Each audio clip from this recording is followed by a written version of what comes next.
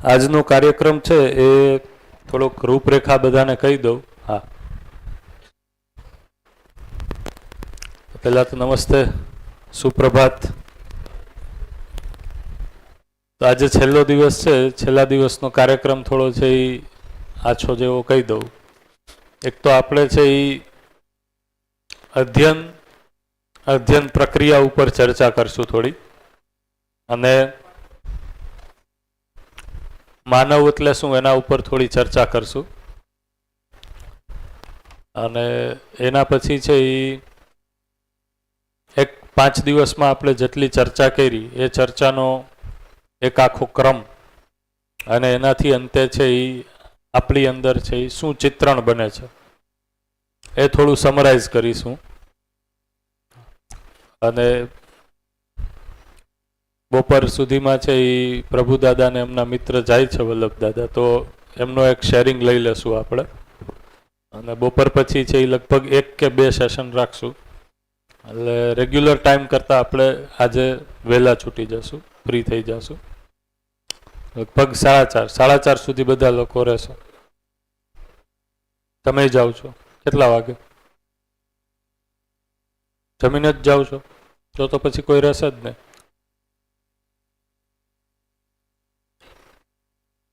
જમીને પછી તરત જેવું હોય તો આજે ગોષ્ઠી ન રાખીએ, શેરિંગ ચાલુ કરી દઈએ, અને શેરિંગ પૂરું થાય પછી જય ભૈયા જાય એ રીતના કરીએ. પણ એવું કાંઈ નથી ને કે આમ બસ છે આટલા વાગે જ નીકળવું, એવું કાંઈ? કાર છે, ઓકે. તો જમીને તરત જ આપણે શેરિંગ ચાલુ કરી દઈશું, એ રીતના કરશું.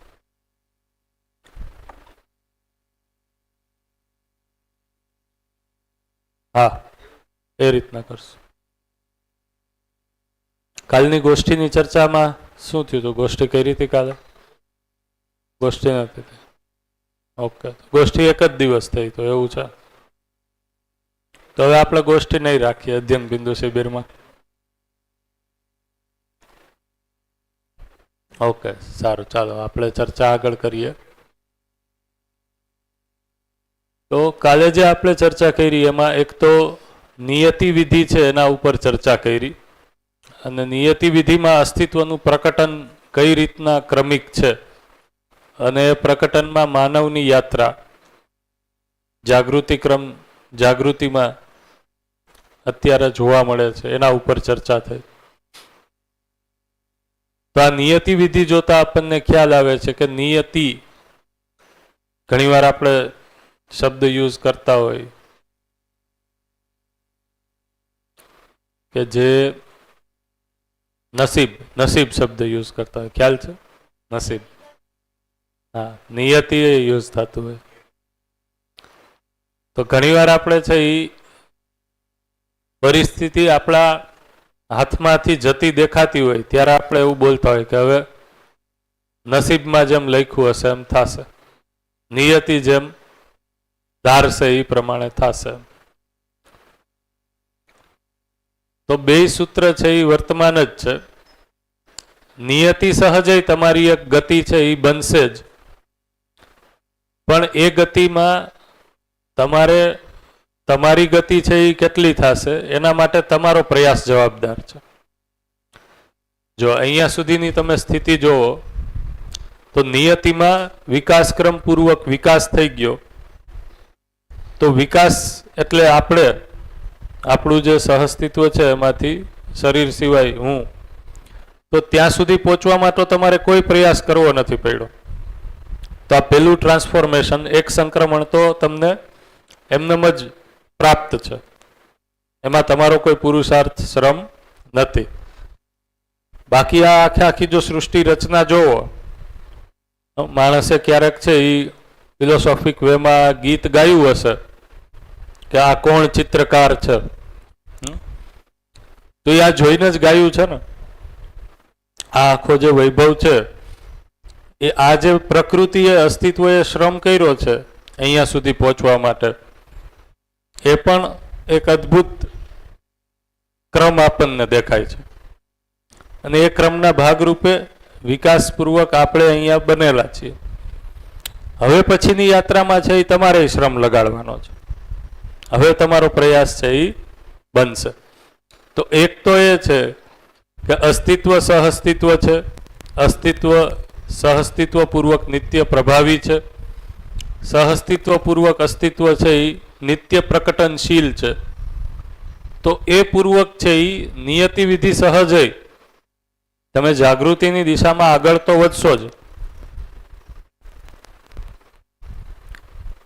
પણ જો તમે પ્રયાસ નહીં કરો તો કઈ રીતના વધશો? તોય વધશો જ, નહીં વધો એવું નથી, તોય વધશો જ, પણ એમાં ઠેબા ખાતા ખાતા વધશું આપણે. ફૂટબોલની જેમ એક પછી એક પ્લેયર છે એ જે તમને મારશે ઠેબા એ પ્રમાણે તમે છે એ વધશો.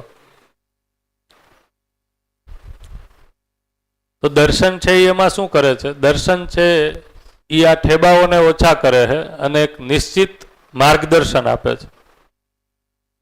શું નિશ્ચિત માર્ગદર્શન છે? જો તમે શિબિરમાં જોયું હોય તો જીવન ક્રિયાને અમે સતત બોર્ડ ઉપર એટલા માટે રાખીએ છીએ. તો અહીંયા છે એ અહીંયા છે એટલા વેરિએશન છે એ આ બધા છે એ અનિશ્ચિત ઠેબાઓ છે. એ કેટલા ખાવા એ તમારી ઉપર છે. દર્શન કે છે કે એની બદલે અહીંયા છે એ અમુક નિશ્ચિત માર્ગ છે, માર્ગદર્શન છે, એને પ્રાપ્ત કરી લ્યો. તો અહીંયા જે ભટકાવ છે એ ઓછો રહેશે. તો દર્શન અથવા દર્શનની સૂચનાપૂર્વક અધ્યયન કરવાથી આ જે યાત્રા છે, મારી જે ઇન્ડિવિજ્યુઅલ જર્ની છે જાગૃતિ ક્રમથી જાગૃતિની, અહીંયાથી સોરી જાગૃતિ ક્રમથી જાગૃતિની, એ જાગૃતિ ક્રમથી જાગૃતિની યાત્રાનો કાલ છે એ શોર્ટ થઈ જશે. બાકી નિયતિ સહજ વિધિથી હરેક જે પણ વિકાસ છે એ જાગૃતિ ક્રમમાં છે એનું અહીંયા પહોંચવું નિશ્ચિત જ છે. એટલે કલ્પનાશીલતા અને કર્મ સ્વતંત્રતા હોવા છતાંય એ કલ્પનાશીલતા, એ કર્મ સ્વતંત્રતા અસ્તિત્વના પ્રકટન સ્વરૂપે એને સમજવા પૂર્વક, એને સંપૂર્ણ રીતના સમજવાની દિશામાં જ છે. તો નિયતિક્રમથી આપણને એ સ્પષ્ટ થાય છે. બરોબર. તો પરિચય શિબિરમાં જ્યારે આપણે સમાધાન એટલે હર ક્यों और कैसे का उत्तर એને કીધું સમાધાન. તો એ સમાધાન એટલે હવે સ્પષ્ટ થાય છે કે આ રીતના મને નિયતિ સહજ વિધિથી જ દરેક કેવી રીતે અને શું કામનો ઉત્તર મળી જાય છે. તો હવે મારે કરવાનું શું છે, મારો રોલ શું છે એ પણ સ્પષ્ટ થાય છે. તો જીવવાનો કાર્યક્રમ છે એ સ્પષ્ટ થાય છે. તો એ જીવવાનો કાર્યક્રમ સ્પષ્ટ થાય છે.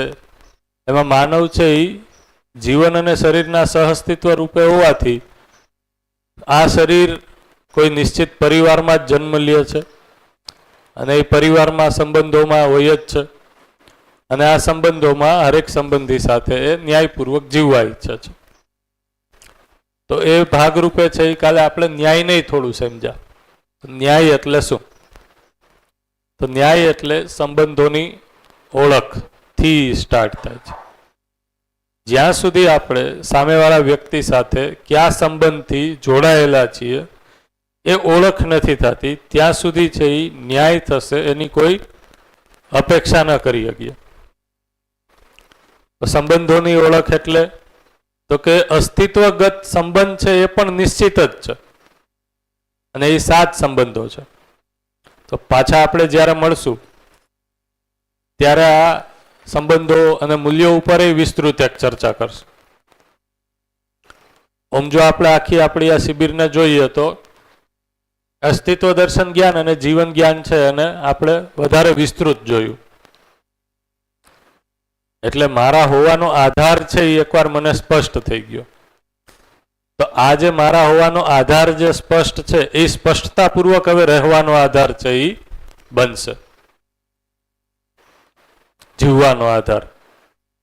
તો ન્યાયપૂર્વક મારે જીવવું છે તો એ અર્થમાં સંબંધોની ઓળખ, તો ખ્યાલ આવશે કે હરેક સંબંધ છે એ આ રહેવામાં બાધક નથી, સહાયક છે. તો હરેક સાત સંબંધ છે એ મારી જાગૃતિની યાત્રામાં સહાયક છે. શું કીધું છેલ્લું વાક્ય?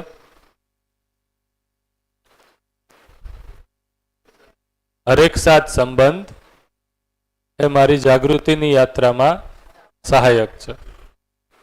મને એવું લાગ્યું મોઢા જોઈને કે થોડુંક કથા જેવું થવા માંડ્યું છે, એટલે વચ્ચે પૂછી લીધું. તો હરેક સાત સંબંધ છે એ મારી જાગૃતિમાં સહાયક છે. એટલે જ સંબંધની વ્યાખ્યા શું કીધી? સંબંધ એટલે સંપૂર્ણતાના અર્થમાં અનુબંધ. સંપૂર્ણતા, પૂર્ણતા, જાગૃતિના અર્થમાં હું કોઈ વ્યક્તિ સાથે અનુબંધિત છું, એને કીધું સંબંધ. અત્યારે તો સંબંધ છે એ બંધન લાગે છે ને, એ એટલા માટે લાગે છે કે સંપૂર્ણતાના અર્થમાં નથી. તો સંપૂર્ણતાના અર્થમાં અનુબંધિત છું એ નિશ્ચિત સાત પ્રકારે ઓળખાય છે. એટલા માટે હરેક સંબંધ છે એ પણ મારી જાગૃતિની યાત્રામાં સહાયક છે, બાધક નથી. અત્યારના માતા પિતા છે એ જીવન વિદ્યાના અધ્યયન પછી ખાસ એ જોવે છે કે એના સંતાન છે એની જાગૃતિની યાત્રામાં કેટલા સહાયક છે. ખ્યાલ આવે છે ને કે સંતાન છે એ આપણાથી એક એક ભૂલ થાય અને તરત જ ધ્યાન દોરે છે, ભલે આપણાથી શરીરમાં નાનું જ છે. એ અર્થમાં માતા પિતા સાથે જે સંતાનનો સંબંધ છે એ પણ જાગૃતિની યાત્રામાં સહાયક છે, પૂરક છે. હકીકતમાં આપણે એને પૂરક બનવાનું હતું, પણ આપણી કોઈ તૈયારી નહોતી, એ પહેલા સંતાન આવી ગયું કરે. પણ અસ્તિત્વ તો છે એ નિત્ય પ્રભાવશીલ છે, પ્રકટન છે એનું. એટલે એ સહાયક થાય છે. હવે આપણને કે ચાલો મા બાપ બન્યા ત્યાં સુધી ન સમજ્યા, તો હવે એના પછી એ સમજવામાં લાગી જાય. તો એ અર્થમાં આપણે જ્યારે સંબંધોની ઓળખ કરીએ છીએ તો પૂર્ણતાના અર્થમાં સંબંધની ઓળખ થઈ જવાથી એમાં નિશ્ચિત કેટલા મૂલ્યો છે જેનો મારે નિર્વાહ કરવાનો છે એ પણ છે એ ખ્યાલ આવે જ છે. રાઈટ? ધારો કે પતિ પત્ની સંબંધ છે, તો પતિ પત્ની સંબંધમાં પરસ્પરતામાં વિશ્વાસ, સન્માન, સ્નેહ, પ્રેમ, આ મૂલ્યોની છે એ અપેક્ષા હોય છે. તો આ નિશ્ચિત મૂલ્યોની ઓળખ થઈ જાય છે કે મારે આ સંબંધમાં આ મૂલ્ય નિર્વાહ કરવાનો છે. તો સંબંધોની ઓળખ થતાં જ એ મૂલ્યનો નિર્વાહ થાય છે. જ્યારે એ મૂલ્યનો નિર્વાહ થાય છે ત્યારે એ નિર્વાહના અર્થમાં મારા જીવનમાં, જીવનની સ્થિતિમાં એ અંકિત થઈ જાય છે કે હું આ મૂલ્યનો નિર્વાહ કરી શકું તૃપ્તિ સ્વરૂપે. એ તૃપ્તિ છે એ એમાં પહેચાનમાં આવે છે, ઓળખાઈ જાય છે. તો આ જે મૂલ્યાંકન કરીએ છીએ બરોબર, એમાં એ વસ્તુ સ્પષ્ટ થાય છે કે હું આ મૂલ્યપૂર્વક જીવી શક્યો અને પોતાની અંદર એ તૃપ્તિ સ્વરૂપે જોવા મળે છે. જ્યારે સામેવાળી વ્યક્તિ પણ આપણા ન્યાયપૂર્વક જીવવાને જોવે છે, મૂલ્યાંકન કરે છે, ત્યારે એની પણ અંદર એ જ તૃપ્તિનો અનુભવ થાય છે. તો ત્યારે છે એ ન્યાય થયો કહેવાય. તો ન્યાયની અત્યાર સુધી આપણી પાસે જે વ્યાખ્યા હતી એ વસ્તુઓને સમાન રીતે વહેંચી લેવી, જેવા સાથે તેવું કરવું, આ બધી વિવિધ વ્યાખ્યાઓ વસ્તુ સાપેક્ષ, શરીર સાપેક્ષ હતી. તો અહીંયા જો તમે જોશો તો ન્યાયની વ્યાખ્યા છે એ તૃપ્તિના અર્થમાં બંને વ્યક્તિ છે એ કઈ રીતના વ્યવહાર કરવાથી તૃપ્ત થાય છે તે મૂલ્ય સાપેક્ષ છે. ન્યાય છે એ વસ્તુ સાપેક્ષ છે જ નહીં. રાઈટ? આને સમજાવવા માટે ઘણીવાર છે એ એક એક્ઝામ્પલ આપતો હોય કે એક મિત્ર છે એ એના 3 મિત્રો પાસે છે એ એક સહાયતા માટે જાય. તો ચારેય મિત્રો છે એ પાકા જ મિત્રો છે. એક મિત્રને છે એ કાંઈ સહયોગની જરૂર પડી. પેલા મિત્ર પાસે જાય છે કે મારે આટલા રૂપિયા જોઈએ છે, આપો. તો એ જે પેલા મિત્ર પાસે જાય છે એની પાસે સહયોગ કરી શકે એટલી એ મૂડી છે જ નહીં, અને ઓલાને ખ્યાલ આવે છે કે એ છે જ નહીં, તો એ કેમ આપે? એટલે અહીંયાથી પાછો જાય છે, બીજા મિત્ર પાસે જાય છે.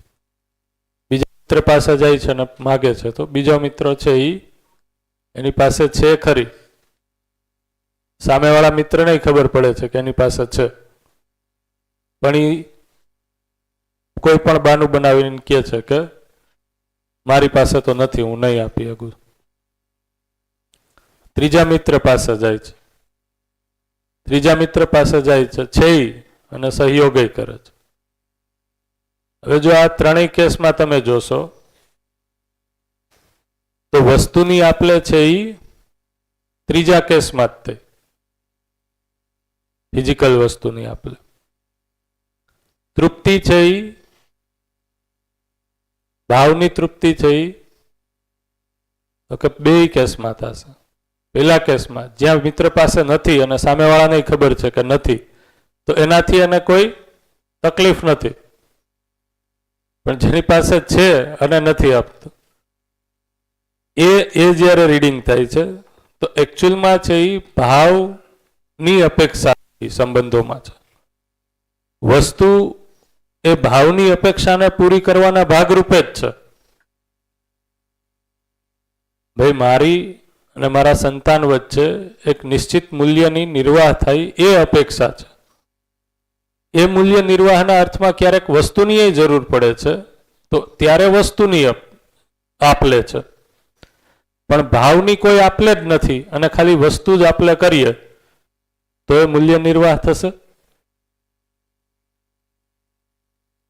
ધારો કે બર્થડે છે, બર્થડે સેલિબ્રેશનમાં ગિફ્ટ આપું છું, પણ એ ગિફ્ટ છે એ મજબૂરીવશ આપતો હોય એવું સામેવાળાને ખબર પડી જાય તો, ફોર્માલિટી ખાતર આપું છું એવું ખબર પડી જાય તો એ વસ્તુ હવે તૃપ્તિદાયક લાગશે? નહીં લાગે. તો એકચ્યુઅલમાં છે એ ભાવની અપેક્ષા છે કોઈ પણ સંબંધોમાં. તો એ અર્થમાં અહીંયા ન્યાયની ઓળખ આપણે કરી. રાઈટ. એના પછી છે એ આપણે આજે અધ્યયન પ્રક્રિયા ઉપર છે એ ચર્ચા કરવાના હતા. તો આટલી જે ચર્ચા કરી કાલે, એના ઉપર બધા લોકોએ કાંઈ વિચાર કર્યો હોય, ધ્યાન કર્યું હોય અને કોઈ પ્રશ્ન હોય તો એકવાર આપણે પૂછી લઈએ. એના પછી છે એ આપણે અધ્યયન પ્રક્રિયા ઉપર ચર્ચા પણ કરીએ. સંપૃક્તા લઈએ આજે. સંપૃક્તા પહેલા લઈ લેવી છે એવું કરું છું? સંપૃક્તા લઈ લઈએ, ચાલો. તો સંપૃક્તા આપણે જે શ્રમ ગતિ અને પરિણામ, એકચ્યુઅલી સંપૃક્તા છે એ પરિચય શિબિરમાં જેટલી આવે છે તો મેં કીધું કે નહીં જરૂર પડે તમારા બધાના ફીડબેક જોઈને. તો સંપૃક્તા એ અસ્તિત્વ દર્શનનો જ ભાગ છે. તો અસ્તિત્વમાં આપણે જોઈએ તો બે પ્રકારની વાસ્તવિકતાઓ છે. એમાં જે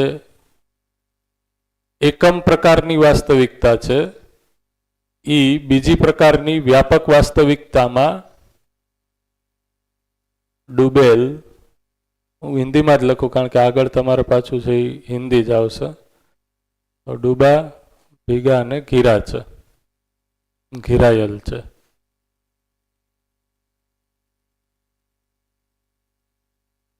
ડૂબા, ભીગા અને ઘીરા. તો ડૂબા, ભીગા અને ઘીરા એટલે કઈ રીતના આને સમજી શકીએ? તો એકચ્યુઅલમાં તો હરેક મોમેન્ટ ઉપર છે એ આ ત્રણેય વાસ્તવિકતા છે, ત્રણેય સંજ્ઞા છે એ પ્રભાવિત છે. તો ખાલી ડૂબેલ છે, ભીગેલ ઘેરેલ નથી એમ નથી, ખાલી આ છે આ બે નથી એમ નહીં. ત્રણેય છે એ હરેક સમયે પ્રભાવિત છે. તો ડૂબેલ એટલે શું? તો પેલા છે એ પ્રતીકપૂર્વક જ સમજવું પડશે. પ્રતીકથી આપણે સમજવાની ટ્રાય કરીએ અને ત્રણેય જ છે એ કઈ રીતના મૂકી એ સમજીએ. તો એક ઉદાહરણથી સમજીએ, પહેલા સ્ટાર્ટ કરીએ. બરોબર. તો ધારો કે પાણી છે, પાણીના ગ્લાસમાં આપણે એક લોખંડનો બોલ કે લોખંડનો ટુકડો છે એ અંદર આપણે નાખીએ છીએ. પણ આ લોખંડના ટુકડાને આપણે ડાયરેક્ટ નથી નાખતા, એને આપણે પ્લાસ્ટિકમાં રેપ કરીને નાખીએ છીએ, પોલિથીનમાં. તો આ લોખંડનો ટુકડો છે એ ડૂબેલ તો છે, બરોબર, પણ ભીગેલ કે ઘેરાયેલ છે નથી, પણ ડૂબેલો છે. તો આને કીધું ડૂબા. આ થયું ડૂબા. એવી જ રીતના છે આ લોખંડના ટુકડાને બહાર કાઢી અને પોલિથીનમાંથી બહાર કાઢી અને ફરીથી અંદર નાખીએ. આ વખતે છે એ પ્લાસ્ટિક નથી. તો હવે આ ડૂબેલી છે અને ઘેરાયેલ છે. ભીગેલ એ અર્થમાં નથી કે એની બહારની સપાટી તો છે પણ અંદર છે એ આરપાર નથી. તો અંદર આરપાર જાય એના માટે આપણે મટીરિયલ જ બદલાવવું પડશે, રાઈટ. તો ડૂબેલ છે, ઘેરાયેલ છે અને ભેગાયેલ. તો થર્મોકોલ, ધારો કે આપણે પેલું રૂ અથવા તો થર્મોકોલ જે આપણે સ્પંજ આવે એ નાખીએ. ધારો કે સ્પંજ આપણે અથવા રૂ જે તમને ઠીક લાગે એનો ટુકડો આપણે અંદર નાખીએ. તો હવે ત્રણેય છે, ડૂબેલય છે, ઘેરાયેલય છે અને પાણી છે એની આરપાર અંદર પ્રસરેલ છે. તો એ રીતના એ ભીંજાયેલ પણ છે, રાઈટ. પણ આ છે એ પ્રતીક જ છે, ઉપમા જ છે. અને પ્રતીક કે ઉપમા છે એ ઉપલબ્ધિ છે નથી. આ સમજવા માટે જ છે. કારણ કે પાણી છે એ વ્યાપક નથી. કારણ કે વ્યાપક જેવી બીજી કોઈ વાસ્તવિકતા નથી. વ્યાપક છે એ જ્યાં એકાઈ છે ત્યાં પણ છે. એટલે ખરા અર્થમાં જે ભીંજાયેલ થવાની વસ્તુ છે, ભીગા છે, એ તો વ્યાપકથી જ છે. કારણ કે પાણી ત્યાં નથી, પાણીનો એકમ ત્યાં નથી જ્યાં બીજો એકમ છે. જેમ કે આપણે કીધું કે પાણીમાં આપણે રૂ નાખીએ તો રૂનો જ્યાં એટમ હશે ત્યાં પાણીનો એટમ નહીં હોય. પણ વ્યાપકનો એટમ તો ત્યાંય, સોરી, વ્યાપક એટમ નથી, વ્યાપક તો ત્યાંય છે, આરપાર છે વસ્તુની. આ કલ્પના કરવી થોડીક મુશ્કેલ થશે કારણ કે કલ્પનામાં આપણે એકમને કલ્પિત કરવા માટે ટેવાયેલા છીએ. તો આ માર્કર છે એ કોઈ એકમની બનેલી છે. તો આ માર્કરની આરપાર છે એ વ્યાપક છે. માર્કરને પરમાણુ લેવલ ઉપર જોશો તો પરમાણુમાં ન્યુક્લિયસની અંદર કોઈ મટીરિયલ હશે, ન્યુક્લિયસની ફરતે ઓર્બિટમાં કોઈ મટીરિયલ હશે. આ મટીરિયલ જ્યાં છે એ હરેક સ્થાન ઉપર વ્યાપક છે.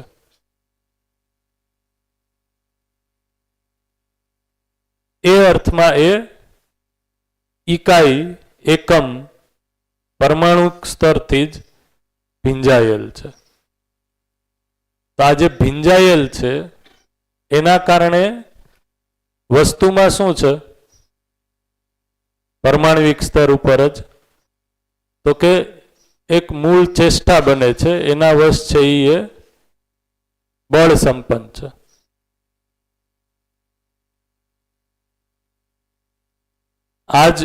આને જ કીધું આ ઉર્જા સંપન્ન છે.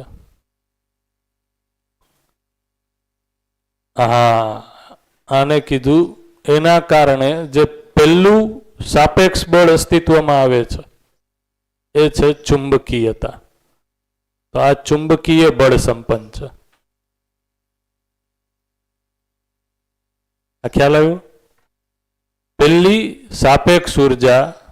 સાપેક્ષ ઉર્જાનું મૂળ રૂપ જે અસ્તિત્વમાં પ્રકટન થાય છે સામ્ય ઉર્જામાંથી, એ છે ચુંબકીય બળ સંપન્નતા. તો હરેક પરમાણુ,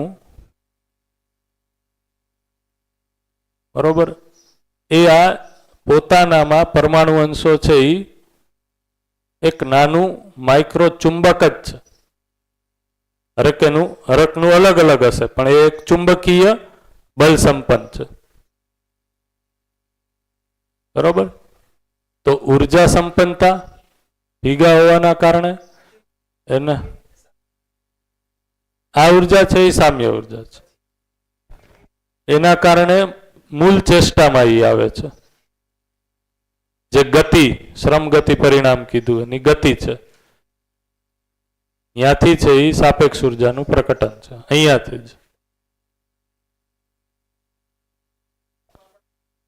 હા, એ બળ સંપન્નતાની પ્રવૃત્તિ છે. સામ્ય ઉર્જા વશ બળ સંપન્નતાની પ્રવૃત્તિ છે. આ પ્રવૃત્તિ છે, આ ક્રિયા થઈ ગઈ.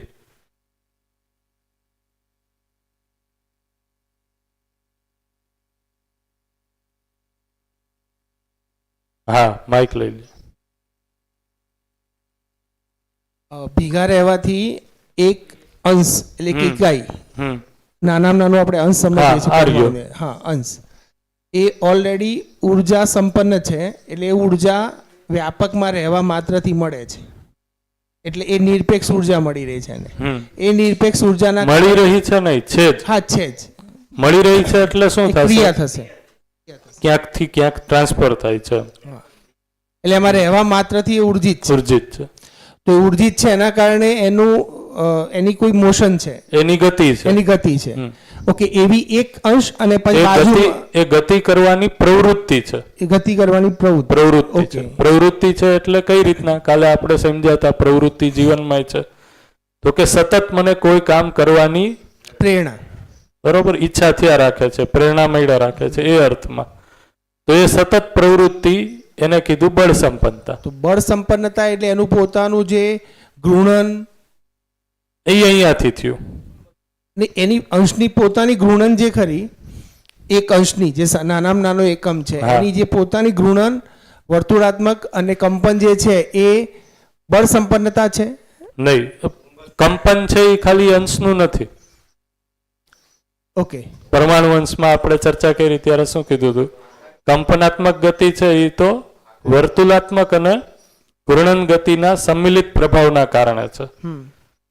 તો મૂળ ચેષ્ટાવશ છે એ પરમાણુ અંશ છે એ ગતિમાં છે. એ ગતિ છે એ કઈ છે?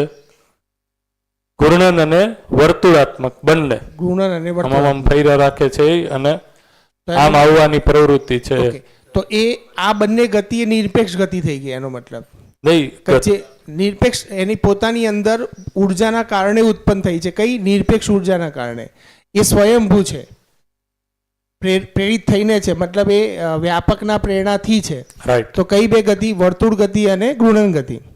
ઓકે, હવે જ્યારે કંપન ગતિની વાત આવે છે ત્યારે એ બીજા અંશની સાપેક્ષમાં છે. એટલે અહીંયાથી આ જે ચુંબકીય બળ સંપન્નતા છે, હા, ત્યાંથી જ છે એ સાપેક્ષ ઉર્જાનું પ્રકટન સ્ટાર્ટ થઈ ગયું. ઓકે, ઉપર બળ સંપન્નતા, નીચે ચુંબકીય બળ સંપન્નતા, બેમાં ડિફરન્સ શું છે? આ બળ સંપન્નતા છે એ તરફ જવાની પ્રવૃત્તિને દર્શાવે છે, જે થઈ નથી ગયું. એ તરફ જવાની પ્રવૃત્તિ છે.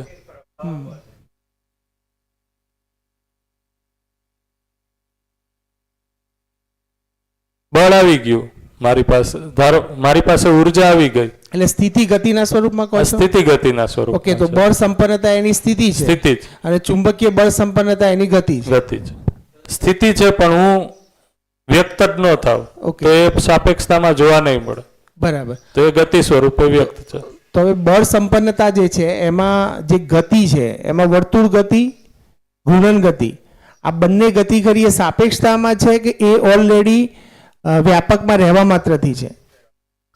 રહેવા માત્રથી જ છે, પણ એ સાપેક્ષ ઉર્જા સ્વરૂપે દેખાશે.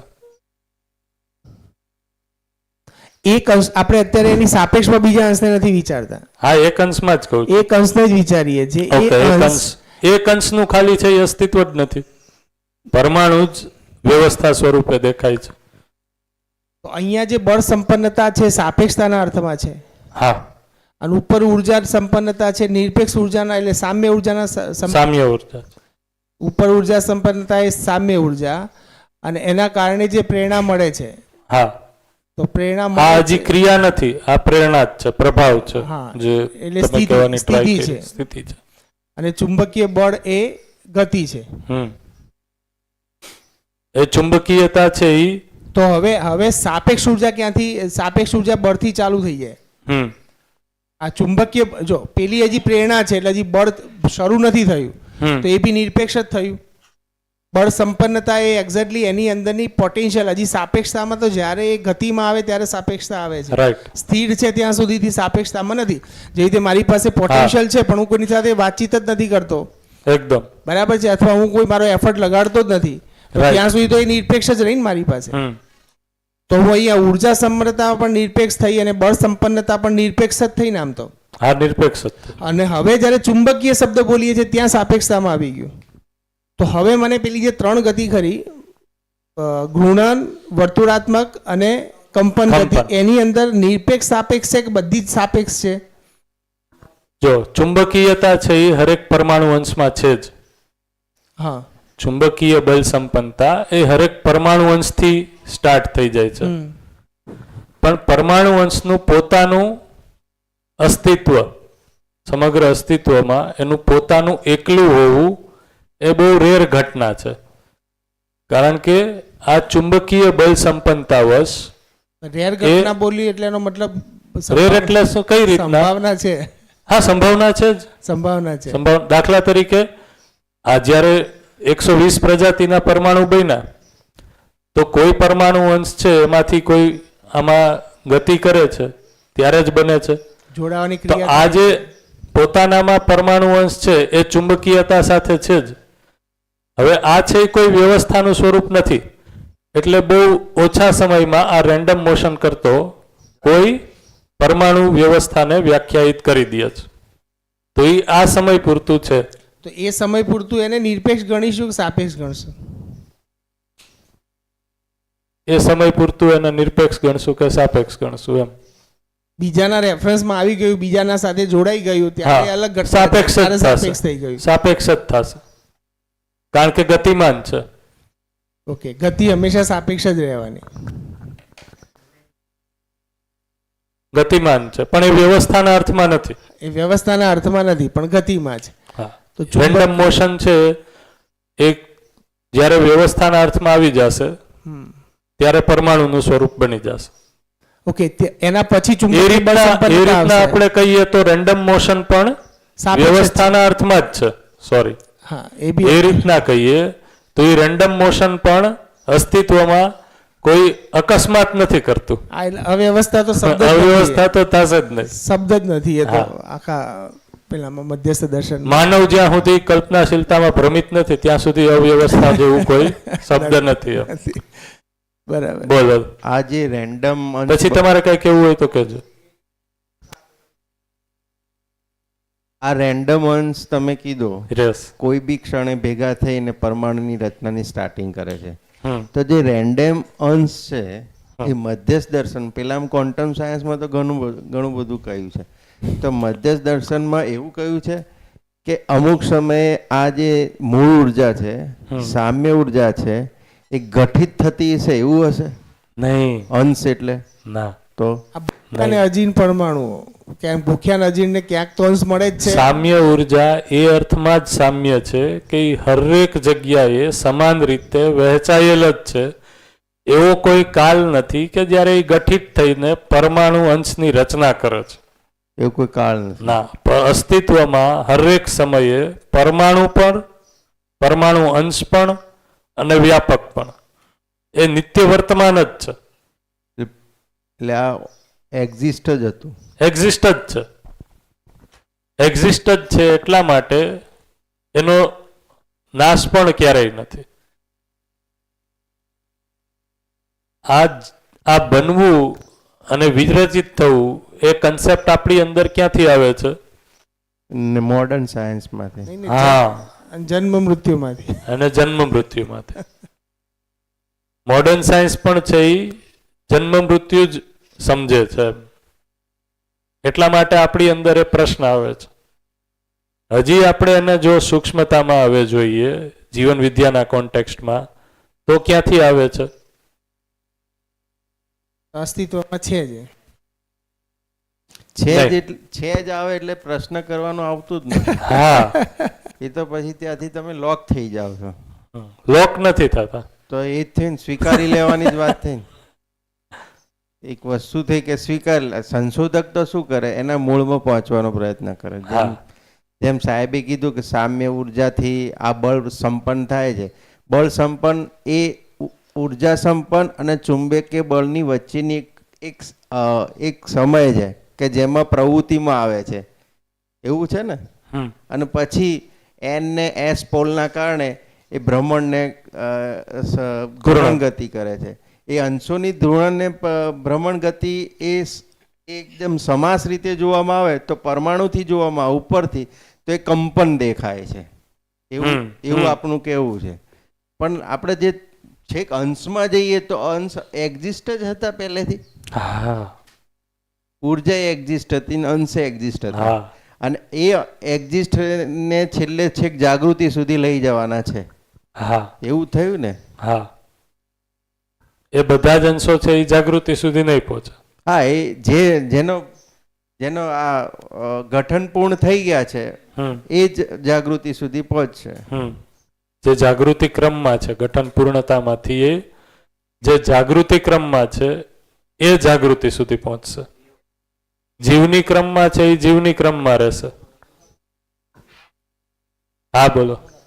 હજી એક વસ્તુ એડ કરી દઉં, તમે બોલી જાઓ. સાહેબ, સામ્ય ઉર્જાને એવી રીતે સમજી શકાય કે એક વિદ્યુત પ્રવાહનો કેબલ હોય, એ કેબલની અંદર જુદા જુદા પોઈન્ટ મૂકવામાં આવે.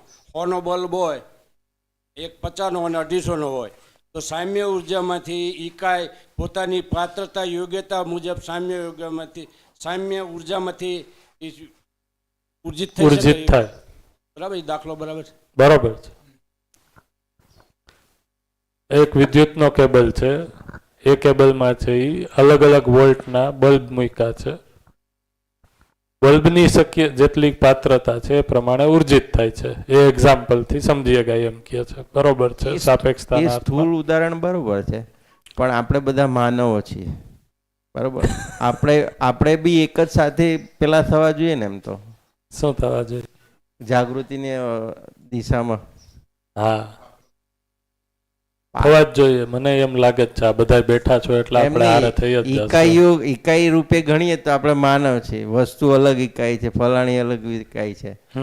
તો માનવે એકી સાથે જાગૃત થઈ જવા જોઈએ ને. શું કામ નથી? તો આ નિયતિ વિધિમાં લખ્યું છે. નિયતિ વિધિમાં જ એનો જવાબ છે. જો એ તો આમાં પ્રયાસ ઓછો છે. પ્રયાસ પોતાને કરવાનો. ત્યાંથી આપણો શ્રમ ચાલુ થાય છે. ત્યાં સુધી પ્રકૃતિએ શ્રમ કર્યો, હવે આપણું ઇનપુટ ચાલુ થાય છે અને એની મજા છે. અને એમાંય પ્રકૃતિ, ધારો કે આવો પ્રશ્ન થાય, એક જ મિનિટ, કે પ્રકૃતિએ વિકાસ સુધી પહોંચાડી દીધા, એમ જાગૃતિ સુધી પહોંચાડી દીધા હોત તો પ્રકૃતિ જ જાગૃતિ સુધી પહોંચાડે છે ને. પણ એમાં આપણો શ્રમ લાગે છે. એમની તમે જો આપણો એટલે આપણે જે આપણો બોલીએ છીએ એ બી પ્રકૃતિ જ છે. આજે માનવ એક જાગૃત થયો તો પ્રકૃતિ જ જાગૃત થઈ ને. નિયમ પ્રમાણે કે માનવને પ્રકૃતિથી અલગ શું કા કરવો છે? રિયલમાં માનવ એક જાગૃત થયો એ પ્રકૃતિની જ એક ઘટના છે અને એ ઘટનાના સ્વરૂપે બીજા પણ પરમાણુઓ જાગૃત થશે. તો એ બી આમ તો પ્રકૃતિ વિધિ જ છે. મારો શ્રમ પણ મને પણ પ્રેરણા મળે છે, હું શ્રમ કરી જ લઉં છું. એમાં કઈ બહુ એફર્ટ વાળી વાત તો છે જ નહીં. તો જાગૃત થઈ જવા જોઈએ બધા. ને એમની બધા એક સાથે જે પ્રોસેસ છે, નિયતિક્રમ છે, એની અંદર જે ઘટના ઘટે છે, જે રીતે સેલ પહેલા તો એક જ બન્યો હશે ને, તો બધા સેલ એક સાથે થોડા બની ગયા. આજે વનસ્પતિ સંસાર બન્યો કે જીવના શરીર બન્યા, તો રાતોરાત તો બન્યા નથી. તો એમાં પહેલા સેલ તો બન્યા જ છે અને પછી મલ્ટીપ્લાય થયા છે. તો એવી રીતે કોઈ જાગૃત થયું અને પછી મલ્ટીપ્લાય થવાનું છે, તો એ પણ નિયતિ વિધિ જ છે. એમાં આપણને એવું લાગે કે આપણે એફર્ટ લગાડીએ છીએ, પણ રિયાલિટી તો એ જ છે કે પ્રકૃતિમાં જ બનતી ઘટના છે. બે વસ્તુ છે. એવું નથી કે આપણે કાંઈ નથી કરતા. આપણે કરીએ છીએ, પણ એ અલ્ટિમેટ એનો આધાર કયો છે? અસ્તિત્વ, સહઅસ્તિત્વ. તો આપણને પણ પ્રેરણા છે એટલે આપણે એનાથી એક્ટિવેટ થઈએ છીએ. તો આપણે કરીએ છીએ. આજે શ્રમ કરવાની જે વાત આવે છે ને, ખરેખર શ્રમ નથી. રિયલમાં એ નિયતિ વિધિ જ છે. આજે અહીંયા બેસવું એ બી નિયતિ વિધિ જ છે આમ તો, મને એવું લાગે છે. એટલે એમાં જ્યારે આપણે પોતાને જો વિકલ્પ વાંચ્યું, એમાં પહેલા પેજમાં જ છે આ જો વાક્ય લખ્યું છે, પાછું જોઈએ. मध्यस्थ दर्शन के अनुसार मानव ही ज्ञाता।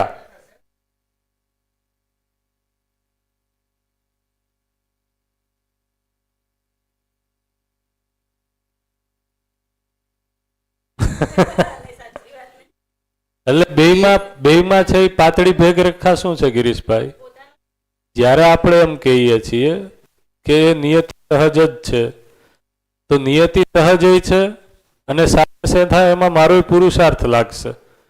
જો હું ખાલી નિયતિ સહજ છે એમ કહીશ તો છે એ પરંપરામાં આ જ ભૂલ થઈ કે ઈશ્વર ઉપર છોડી દો. હું તો કરતા જ નથી, ઈશ્વર કરતા છે, અહીંયા વયું ગયું. બરાબર છે પણ નહીં બરાબર છે, નહીં નથી બરાબર. હજી જો તમે સમજો ના જોઈએ કઈ રીતના નથી. ખાલી એ વાક્યથી કરતા છે ઈશ્વરને માની લીધો, નિયતિ ઉપર રીતના છોડી દીધું કે એમાં મારો કોઈ પુરુષાર્થ નથી, એ તો કોઈ ઉપરથી કૃપા કરશે તો થશે.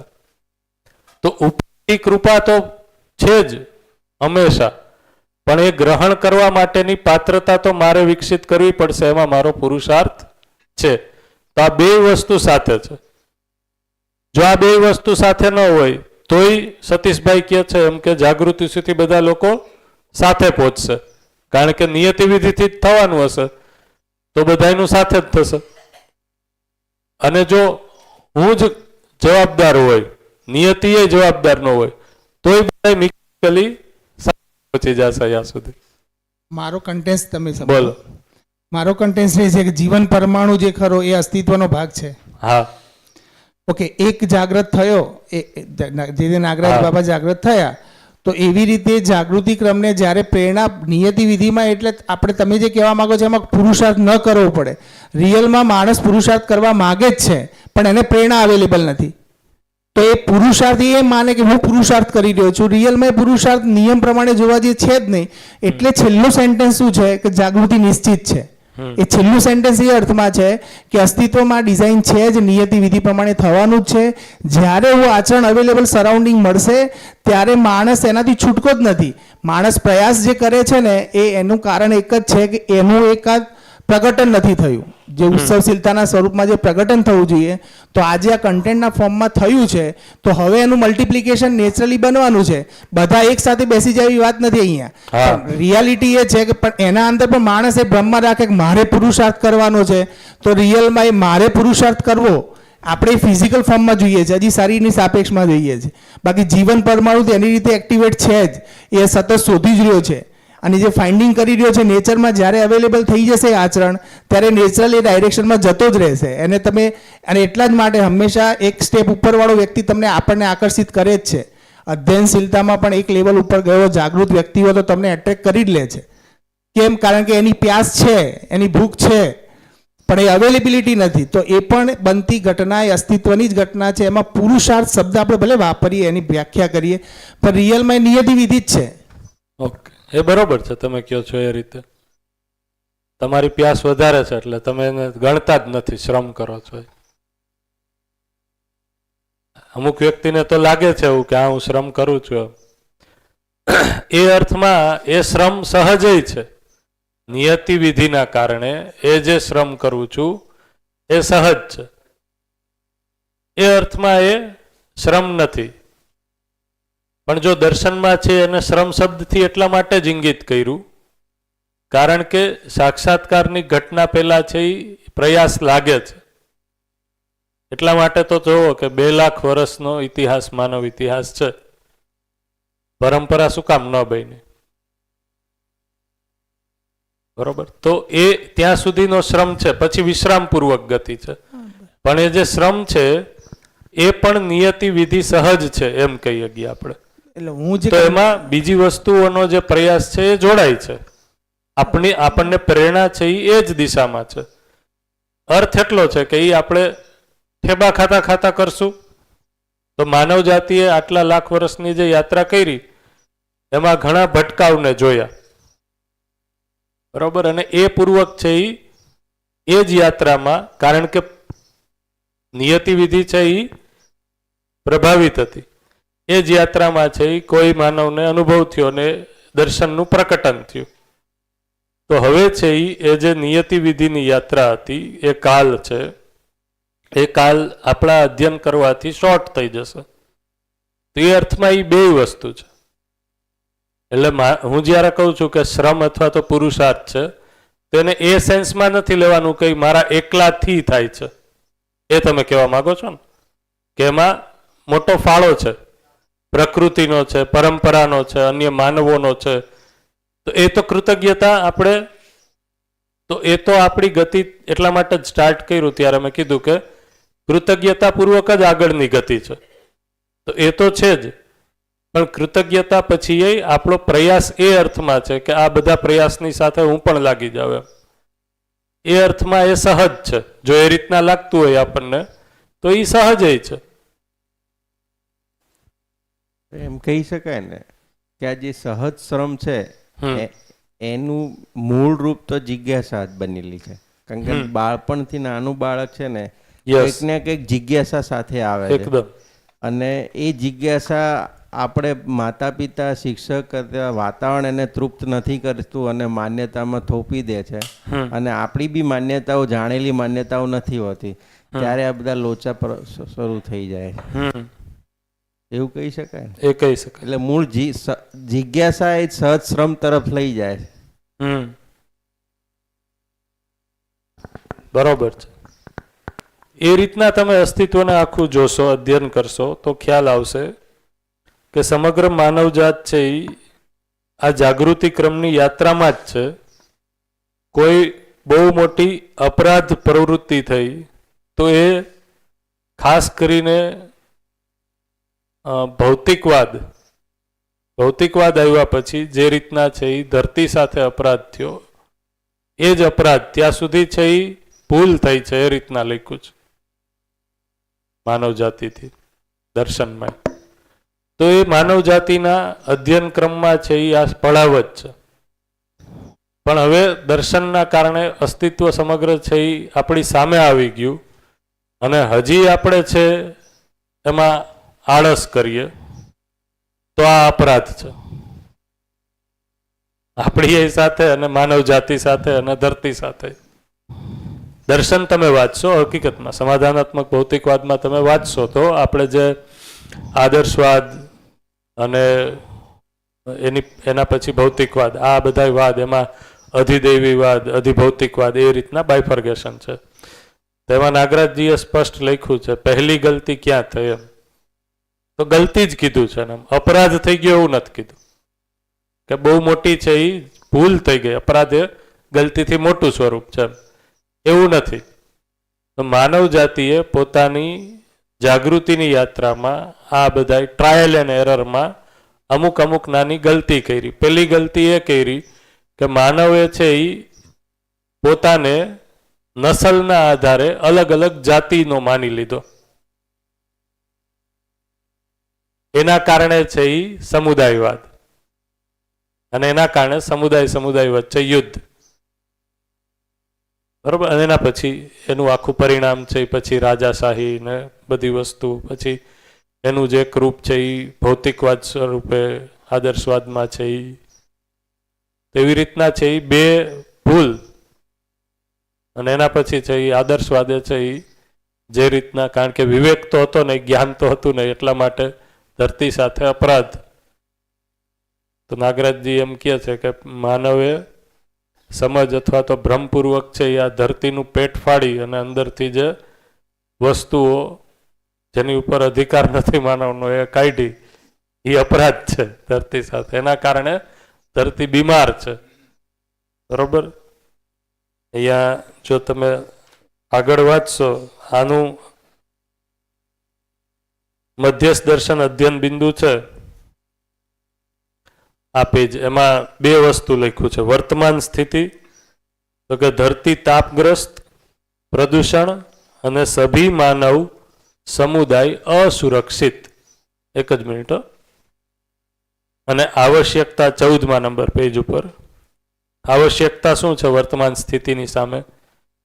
तो कि धरती संतुलित रहना, ऋतु संतुलित बना रहना और धरती पर मानव का अक्षुण्ण, अक्षुण्ण એટલે નિરંતર रहना आ છે. તો ધરતી અત્યારે છે અને તાવ આવી ગયો છે એમ લખે છે હિન્દીમાં નાગરાજજી. તો તાવ આવી ગયો, અપરાધ કર્યો ને એમાં આપણે. બરોબર છે. ઓકે, આમાં કઈક તમે કઈક કહેતા થઈ હશે.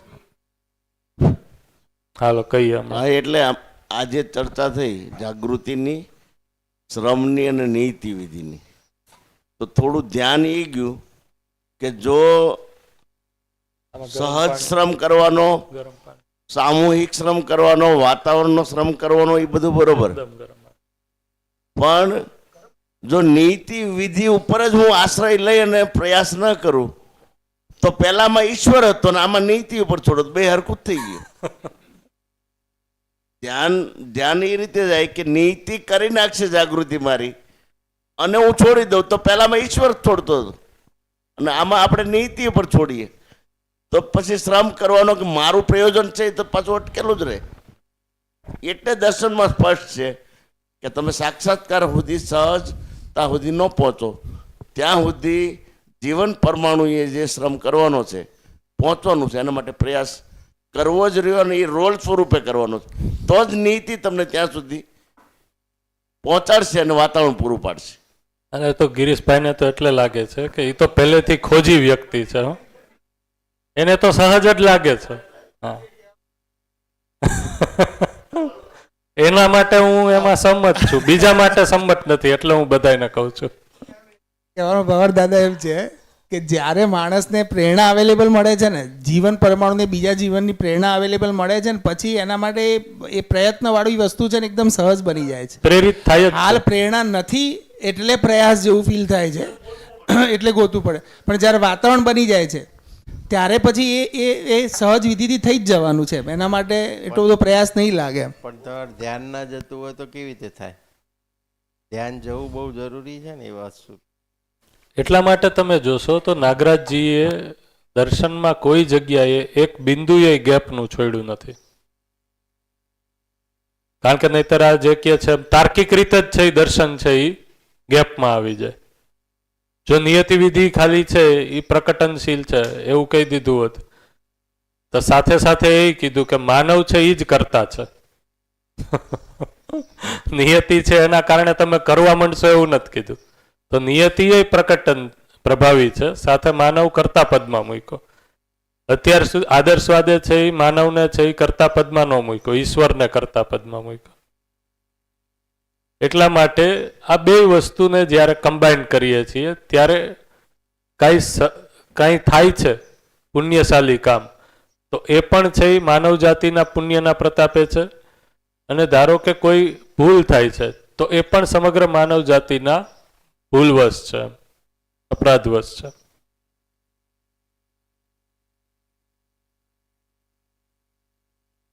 સાચું સ્પષ્ટ કયો છે, શું કયો છો? સામૂહિક રીતે મીન્સ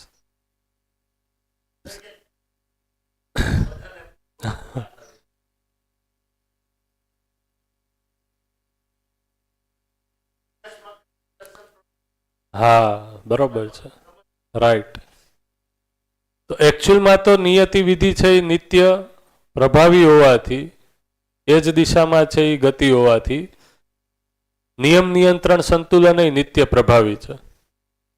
તે નિયમ નિયંત્રણ સંતુલન છે એ માનવ જાતિને આ પ્રકારના જે રોગોના હુમલા થાય છે અથવા તો કોઈ સ્થળે છે એ અચાનક માણસોની માનસિકતામાં છે એ બહુ મોટો ફેરફાર આવે છે, એના કારણે સમગ્ર માનવ જાતિનું ધ્યાનાકર્ષણ આતંકવાદ છે. તો એકચ્યુઅલમાં છે એ માનવ જાતિનું ધ્યાનાકર્ષણ થાય કે આ સામુદાયિક ચેતના આપણી કઈ બાજુ જઈ રહી છે, એ અર્થમાં જ છે, એને સંતુલિત કરવાના અર્થમાં છે. માનવની જાગૃતિની યાત્રાને સંતુલિત કરવાના અર્થમાં આ તમામ પ્રાકૃતિક આપદાઓ છે એ જો માનવ ભ્રમપૂર્વક ન જીવે તો ધીમે ધીમે ધરતી છે એ સંતુલન થવાના અર્થમાં જ છે. કારણ કે નિયતિ વિધિ છે એ જાગૃતિ તરફ લઈ જવા માટે છે. પણ ભ્રમવશ માણસ ગલતી અને અપરાધ કરે છે તો એ ગલતી ને અપરાધનું અસ્તિત્વ ધ્યાન કઈ રીતના દોરવશું? તો અસ્તિત્વનું ધ્યાન દોરવવાનું છે એ રસ્તો અલગ છે, વે અલગ છે. તો ક્યારેક છે એ એવા રસ્તા, તો પ્રકૃતિમાં છે એનો રિએક્શન રિસ્પોન્સ આવે છે. તો એ પ્રાકૃતિક આપદાઓ છે અથવા માનવ સર્જિત આપદાઓ છે, જે બહુ મોટા માનવ સમુદાયની માનસિકતાને કે માનવને છે એ અસર કરે છે, જે એકદમ નેગેટિવ જતું હોય છે આખું સૂત્ર, એને છે એ ફરીથી ઉથલાવીને સંતુલનના અર્થમાં કરે છે, જેથી કરીને માનવ જાતિનું ધ્યાન જાય કે આપણે જે દિશામાં જઈ રહ્યા છીએ કોઈ અસહજ છે, એ આ દિશામાં નથી. તો એ રીતના પણ ધારો કે કોરોના જેવી મહામારી છે, બરોબર, તો મેનમેડ છે એવું કહે છે, ઘણી થિયરી છે એવી. એનાથી એ અલ્ટિમેટલી છે એ જે પણ થાય છે નિયતિ વિધિ સહજ, કોઈ વ્યક્તિ મરે છે, બરોબર, આ બધી જ ઘટનાઓ છે એ ક્યાંક ને ક્યાંક ધ્યાનાકર્ષણ સ્વરૂપે છે, જેથી કરીને માનવ હવે એની જાગૃતિની દિશામાં છે એ પ્રવર્તમાન થાય. કોઈ અતિ ક્રૂર અકસ્માત, જ્યારે દિલ્હીમાં નિર્ભયા કેસ થયો હતો ત્યારની વાતને યાદ કરો, સમાજની સ્થિતિને યાદ કરો. તો આવા ક્રૂર અકસ્માતો છે અથવા તો બનાવો છે, એનાથી પણ અસ્તિત્વ, સામુદાયિક ચેતના શું છે એની ઉપર લોકોનું જનમાનસનું ધ્યાન જાય એ અર્થમાં જ જોવા મળે છે. તો જો એના પછી છે એ ઘણી બધી આ જે ઘટના થઈ એને લઈને છે એ માણસમાં જાગૃતિ આવી, એના ઘણા નિયમ કાનૂન બન્યા, એને કઈ રીતના છે એ રોકી શકાય એ બધી વાત થઈ. તો ધ્યાન શું દોરે છે? તો કે જે આધાર રાખીને માનવ જાતિ જીવી રહી છે એ આધાર જ છે એ અંદરથી હલેલો છે.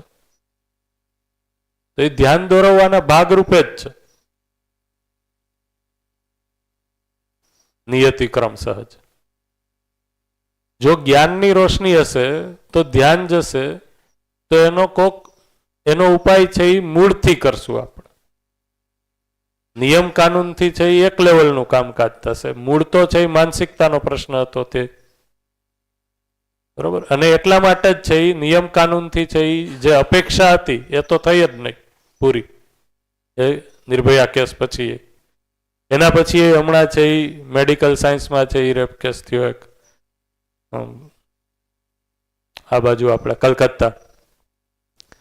તો આ બધા જે કેસ થાય છે, આ સમાજમાં આ પ્રકારની ઘટનાઓ થાય છે, એ ઘટનાઓ છે એ માણસનું, માનવ જાતિનું ધ્યાનાકર્ષણના ભાગરૂપે જ છે કે આપણી સમગ્ર માનવ જાતિ જે દિશામાં આગળ વધી રહી છે એમાં કંઈક તો ખોટું છે.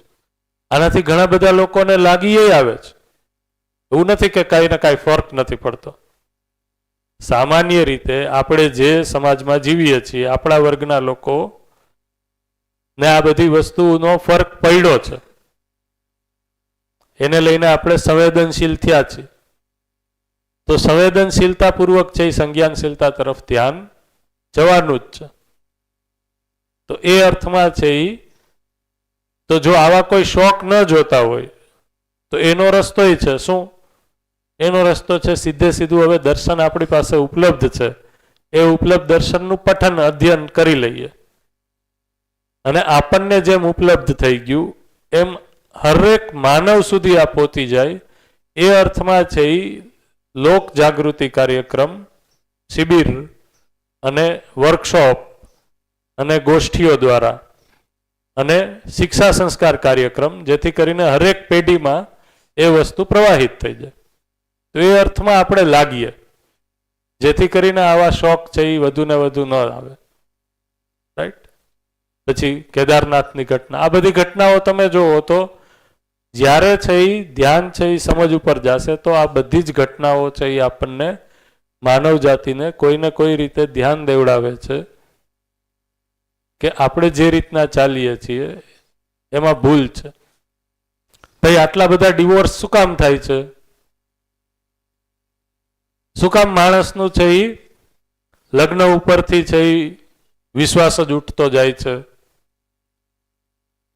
તો નિયતિ વિધિ છે એ પ્રભાવિત છે કે જો તમે આટલી જ ભૂલથી જીવવા માંગો છો તો આપણે છે એ આગલી પેઢી જ નહીં આવવા દઈએ. તો આગલી પેઢી જ નહીં આવે તો ભૂલ કોણ કરશે? અપરાધ કોણ કરશે? તો જીવવાનો અધિકાર એને જ છે, સુખપૂર્વક જે જીવવા માંગે છે એને જ, જે સમજપૂર્વક જીવવા માંગે છે એને. એટલા માટે અત્યાર સુધી શિબિરમાં એવી ચર્ચા થતી, આ ઇન્ટરેસ્ટિંગ વાત છે, ક્યારેક તમારું ધ્યાન ગયું હોય કે મને ખ્યાલ નથી, કે વસ્તી વધી રહી છે, વસ્તી પ્રોબ્લેમ છે. અત્યારે જો તમે રિસન્ટ છે એ એનાલિસિસ જોશો, સર્વે, તો હરેક દેશની છે એ વસ્તીનો દર છે એ નેગેટિવમાં જાય છે, નેગેટિવમાં ગયો છે. તો ભ્રમપૂર્વક છે એ આપણે વધારે વસ્તી નહીં કરી શકીએ. નિયતિ વિધિ છે એ નિત્ય પ્રભાવી છે. અને અમે હમણાં બેઠા હતા ત્યારે આપણે ઘરે વાત થઈ હતી કે નહીં, આપણે બેઠા હતા ત્યારે કે ભારતમાં પણ એમ જ છે. તો અત્યાર સુધી આપણે વિદેશોનું એક્ઝામ્પલ સાંભળ્યું હતું કે વિદેશોમાં છે એ બાળકો પેદા કરવા માટે છે એ સરકાર સહાય કરે છે, એડ આપે છે, ફાઇનાન્શિયલ એડ, સહાય. તો સિક્કિમ છે એ ભારતની અંદર પહેલું એવું રાજ્ય બન્યું છે કે અહીંયા પણ ગવર્મેન્ટ છે એ પોપ્યુલેશનનો દર ઓછો થયો હોવાથી, પોપ્યુલેશન એટલે બાળકો આવે એના માટે સહાય આપે છે, ભણવા સ્વરૂપે, ઉછેર માટે અમુક સુધી. આ ખ્યાલ છે? કોઈ સાંભળ્યું છે? હા હા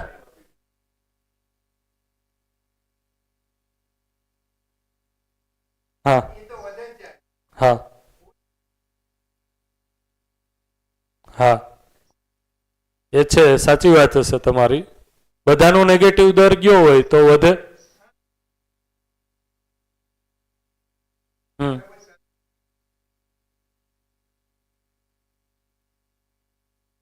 હા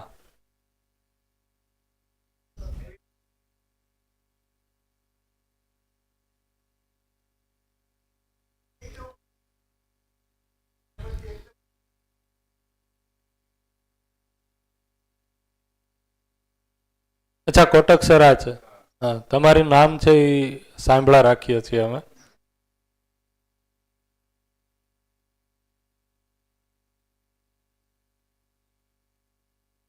હા બોલો બોલો. યસ, એનોય જવાબ આમાં છે. બોલો.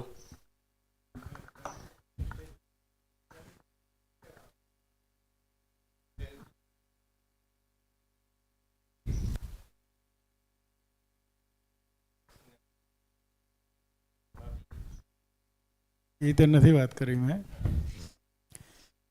મેડિકલ સાયન્સમાં એક બે વસ્તુ સમજવા જેવી છે. પહેલાં જે સિમેન્ટ કાઉન્ટ હતા, એ સિમેન્ટ કાઉન્ટ પહેલાં અમે 60 to 300 મિલિયન્સ પર ઇજેક્યુલેશન એ નોર્મલ ગણાતું હતું. એ 60ના પણ હવે 15 મિલિયન થવા માંડ્યા છે. એટલે 15 મિલિયન 16 ની બદલે 15. 60 to 300 ઓકે, એ નોર્મલ રેન્જ હતી જ્યારે when we were the young. I am 77 present. એટલે when we were the young, when we were the medical student, એ વખતે જે નોર્મલ રેન્જ હતી સિમેન્ટની એ 60 to 300 મિલિયન પર ઇજેક્યુલેશન હતું. હવે નોર્મલ રેન્જને પણ અમે 15 જો હોય તો એને નોર્મલ ગણવા માંડ્યા છીએ. ડાઉન લઈ લીધી એને. ડાઉન લઈ લીધી છે. એટલે ઘટતા જાય છે. અને હવે 15થી પણ જો નીચે હોય, સરપ્રાઇઝ હોય છે કે only 1 sperm is needed for the fertilisation. એક માત્ર સ્પર્મની જરૂર છે ગર્ભ બંધારણ માટે. રાઈટ. પણ છતાંય નેચરે પેલું 60 થી 300 હતા એની જગ્યાએ હવે 15 મિલિયનના અંદર પણ ફર્ટિલિટી જોવા મળે છે. પરંતુ એનાથી જ્યારે ઓછા જાય છે એટલે પછી આઈવીએફમાં હમણાં જે વધતું જાય છે વધતું સમાજમાં એના કારણે વધે છે. બીજું જે સતીશભાઈ કહે છે અને હું માનું છું કે ઇન્ડિકેશન એવું હશે, પહેલાં એટલે સ્ત્રીની ઉંમર 21 વર્ષે આઈડિયલ ઉંમર છે ગર્ભ ધારણ માટે. 21 વર્ષથી મોટી સ્ત્રી જેમ થાય છે તેમ એ ગર્ભ ધારણ માટે ગરડી થતી જાય છે અને 35 વર્ષ પછી એની ગર્ભ ધારણની શક્યતા ઘણી ઘણી ઘણી ઓછી થાય છે. પણ હવે સરપ્રાઇઝ ફેક્ટ જે નેચરમાં છે તે તમને કહું, જેવી રીતે સ્પર્મ છે એને તૈયાર થવામાં 90 દિવસ લાગે છે. 20 વર્ષનું બાળક હોય, મેલ હોય યુવાન, કે 50 વર્ષનો હોય કે 60 વર્ષનો મેલ હોય, એના અંદર સ્પર્મ તૈયાર થતાં 90 દિવસની પ્રક્રિયા હોય છે. જ્યારે સ્ત્રી બાળક માના પેટમાં હોય છે ત્યારે 10 થી 12 લાખ એ ઓવમ, સ્ત્રી બીજ એટલે ઓવમ, એ પોતાના ઓવરીમાં સ્ત્રી બાળક જ્યારે એની માના પેટમાં હોય છે ત્યારે 10 થી 12 લાખ હોય છે. જન્મે છે ત્યારે 2 લાખ થાય છે અને જ્યારે 13-14 વર્ષની થાય અને માસિકમાં પ્રારંભ કરે ત્યારે 40,000 થાય છે.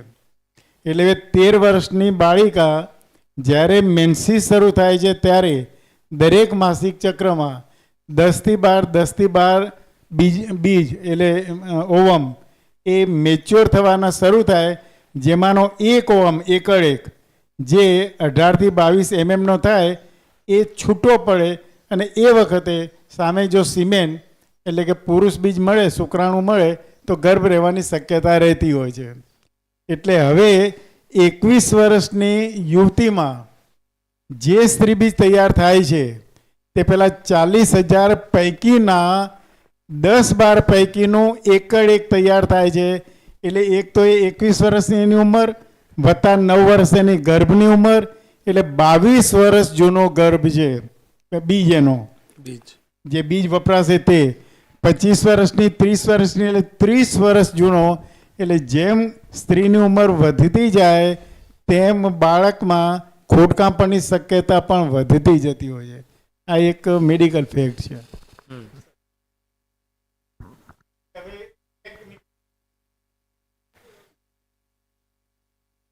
જોઈતું હોય પણ એનું જ્યારે અમે તપાસ કરીએ અને એની પાસે સ્ત્રી બીજ જ ન હોય તો હવે શું કરવું? તો બીજી સ્ત્રી જે યુવાન છે જેનું ઓવમ એટલે કે સ્ત્રી બીજ સક્ષમ છે ગર્ભ ધારણ માટે, એને લઈ ગર્ભાશય એનું, વીર્ય એના પતિનું, પણ સ્ત્રી બીજ એ બીજાનું. એટલે જીનેટિકલી જે બાળક આવશે એ તો જીનેટિક્સ બીજાનું છે.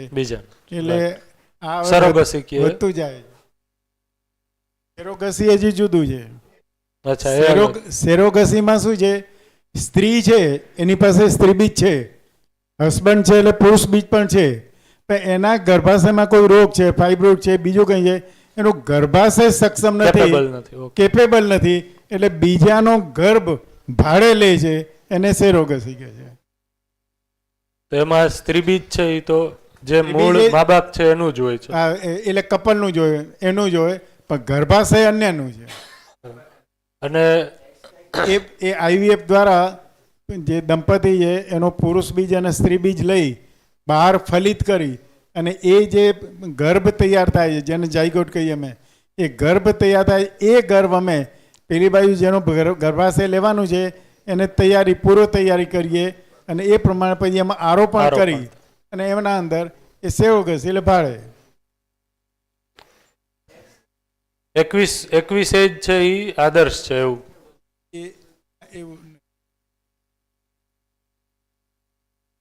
મેડિકલ સાયન્સ પ્રમાણે 21 વર્ષની ઉંમર છે એ આદર્શ છે.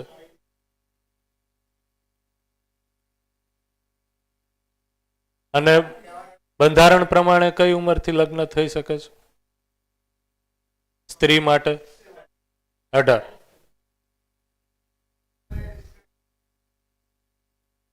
હા, એ તો બરોબર છે. એટલા માટે જ જો તમે બંધારણમાં જોશો તો લગભગ છે આ ઉંમર આની આજુબાજુ જ રહી છે, કારણ કે આ બધું ડિઝાઇન થાય છે એમાં પણ યસ યસ યસ યસ.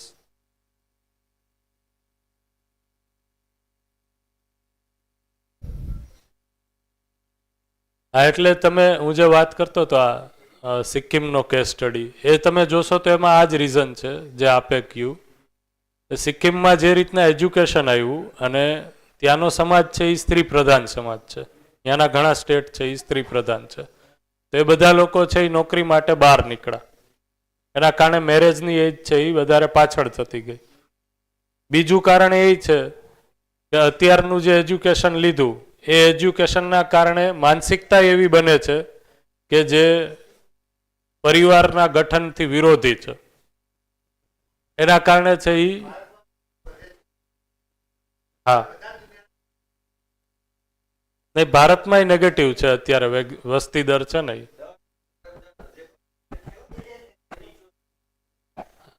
એટલે ઓલ ઓવર તમે જુઓ તો ધરતી ઉપર આ ટૂંકમાં આ શેર કરવાનું આશય એ છે કે માણસ ભ્રમપૂર્વક વધારે છે એ નિયંત્રણની બહાર જીવી નહીં શકે. બરોબર. અત્યારે જેમ કે હું આ સમજવા માટે, કારણ કે મને એમ લાગ્યું કે આ ચર્ચા થશે, તમે અત્યારે એ રીતના જુઓ તો જે જન્મદર છે એમાં લગભગ છે એ સ્ત્રી પુરુષનો રેશિયો છે એ સરખો રહે છે. પ્રકૃતિ સહજ અસ્તિત્વમાં એ વ્યવસ્થા છે. બધા જ ને લગ્ન કરવા એ જરૂરી નથી, પણ જનરલી છે એ 90% છે, 99% છે લોકો મેરેજ કરશે જ, એ સહજ છે.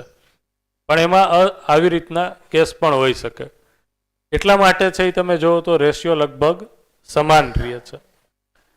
પણ હવે જો તમે જો ભ્રમપૂર્વક જીવવું એ વધારે એનું આકર્ષણ હોય અથવા તો વધારે ભ્રમિત થવાની સ્થિતિ હોય અત્યારના સમયમાં, તો એ પુરુષની વધારે છે. અને જેટલો ભ્રમિત એટલો વધારે ભ્રમ ફેલાવશે. એટલા માટે તમે, કારણ કે સ્ત્રી જુઓ તમે તો એ પહેલેથી જ એક સત્વ સાથે છે અને એ ભાવ પ્રધાન છે, એટલા માટે છે એ વધારે અવ્યવસ્થાનું કારણ ક્યારેય બનતી જ નથી. આ મારું ઓબ્ઝર્વેશન છે. તો તમે જોશો તો જન્મનો આ જે રેશિયો હતો એમાં પણ સ્ત્રી પુરુષમાં સ્ત્રીના જન્મનો દર છે એ વધ્યો છે, કારણ કે સત્વપૂર્વક જીવવામાં છે એ સ્ત્રી એ સહજ છે. જે વધારે અરાજકતા ફેલાવી શકે છે બળ સંપન્નતાના કારણે, શરીરનું એક બળ છે એના કારણે, એ પુરુષ છે. તો એના કારણે, અને બીજું છે એ નેચરલી તમે જોવો તો એજ્યુકેશનમાં છે એ હવે સ્ત્રીઓ છે એ આગળ વધી રહી છે. બરોબર. પણ એજ્યુકેશન, પણ કમનસીબી આપણી એ છે કે એજ્યુકેશન આપણું છે એ કમ્પ્લીટ નથી, એટલા માટે એ આગળ વધીને જે પુરુષ કરતા હતા અત્યારે એ જ કરવાને પૂરું માને છે. રાઈટ. આ બધાના સરવાળાને આપણે જોઈએ તો માણસની શરીર પરંપરા, જે સ્વસ્થ શરીરની જે સાહેબે વાત કરી, એ સ્વસ્થ શરીરની પરંપરા છે એ દુર્લભ થતી જાય છે. તો જન્મથી જ છે અમુક પ્રકારની છે એ ખોડખાણ, અથવા તો જન્મ પછી તરત જ છે એ ઇમ્યુનિટી એટલી ઓછી હોવી, આંખના નંબર આવી જવા, બરોબર, પહેલેથી જ હવે, અને ઇમ્યુનિટી ઓછી હોવાના કારણે છે અલગ અલગ પ્રકારના રોગો. તો બધું મળીને છે એ એક સ્વસ્થ માનવ સમાજ છે એ બને, એનાથી વિપરીત જો સમજશું નહીં તો એ જ દિશામાં ધકેલાશે. તો આ છે એ શું છે, અસ્તિત્વનું ઇન્ડિકેશન છે. બરોબર. પછી તમે સરોગસી કરી લ્યો કે આઈવીએફ કરી લ્યો કે કોઈ પણ વસ્તુ કરી લ્યો, એની છે એ પરંપરા નહીં બની શકે જ્યાં સુધી માણસ છે એ સમજશે નહીં. જો સમજશે, સમજપૂર્વક જોશે, તો સ્ત્રી શરીર પુરુષ શરીર બેયની છે એ એક નિશ્ચિત ઉપયોગિતા પૂરકતા છે, સમાજમાં એનો એક રોલ છે, એ રોલપૂર્વક જીવશે તો માણસની સુખપૂર્વક જીવવાની પરંપરા, પરિવારમાં સમૃદ્ધિપૂર્વક જીવવાની પરંપરા, અભયપૂર્વક જીવવાની સમાજમાં પરંપરા એ સ્થાપિત થશે. એ અર્થમાં છે એ અત્યારે જેટલું વિજ્ઞાન છે એટલા વિજ્ઞાનની કોઈ જરૂર નથી. હું તો આવું સ્પષ્ટ માનું છું વિજ્ઞાનના વિદ્યાર્થી તરીકે.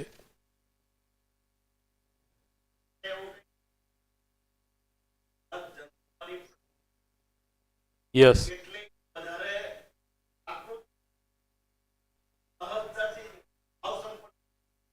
યસ એ જ અર્થ રાઈટ.